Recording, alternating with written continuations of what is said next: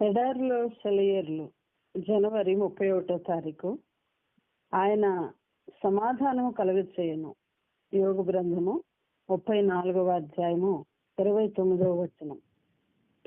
తుఫాను ఊపేసే వేళ సమాధానం. ఆయనతో మనం సముద్రాన్ని దాటుతున్నాము. సముద్రం మధ్య తీరానికి దూరంగా చీకటి ఆకాశం క్రింద హఠాత్తుగా పెద్ద తుఫాను రేగింది.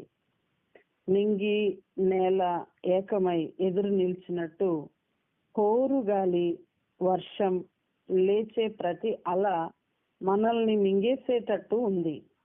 అప్పుడు ఆయన నిద్ర లేస్తాడు, గాలిని అలలను గద్దిస్తాడు. విలయ తాండవం చేసే ప్రకృతిని తన చెయ్యి చాపి నిమ్మళింపచేస్తాడు.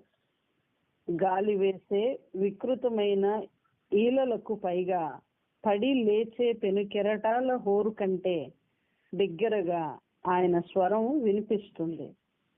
ప్రశాంతంగా ఉండండి. నీకు ఆ స్వరం ఎప్పుడైనా వినిపించిందా? వెంటనే గొప్ప ప్రశాంతత అలుముకుంటుంది. ఆయన సమాధానం కలుగజేస్తాడు. మనకై మనం ఓదార్చుకోలేని సమయాల్లో తన సమాధానాన్ని మనకిస్తాడు. మన సంతోషాలు, మన ఆదర్శాలు, ఆశయాలు వీటన్నిటినీ చూసుకొని మనం తృప్తి పడుతూ ఉంటాము.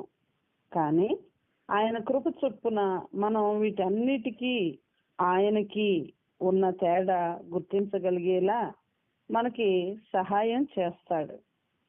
మనల్ని చేరదీసి తాను మనతోనే ఉన్నాడన్న ధైర్యాన్ని కలిగిస్తాడు. మన మనస్సులోనూ హృదయంలోనూ అంతులేని నిశ్చలత పరుచుకుంటుంది. సమాధానాన్ని ఇస్తాడాయన.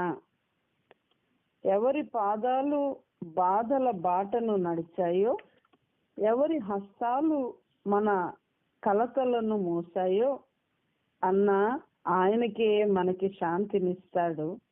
మన నష్టాన్నే లాభంగా చేస్తాడు. నీ దీవెనలన్నిటిలో, ఆదరణలన్నిటిలో ప్రభు నీ కోరుకునేదొక్కటే, మ్రోగుతున్న యుద్ధ బేరుల మధ్య నీ స్వరం వినాలి, విశ్రాంతి పొందాలని. పిల్లగాలులు వీచే విశ్వాసపు శుభదినాన భయాలు నా ప్రశాంతతను భంగపరచవు. చీకటి మూసిన దారుల్లో చేతితో నీ వెంట సాగితే శోకాలు నన్నంటవు. చీకట్లు సమసే ఉదయం వస్తుంది, ఇది తెలిసి ఆశతో ఎదురు చూస్తాను. అశాంతిగా మార్చగలవారెవరు నీవిచ్చిన నిత్య శాంతిని. Amen. Thank you. Please like, share and subscribe. Thank you. God bless you.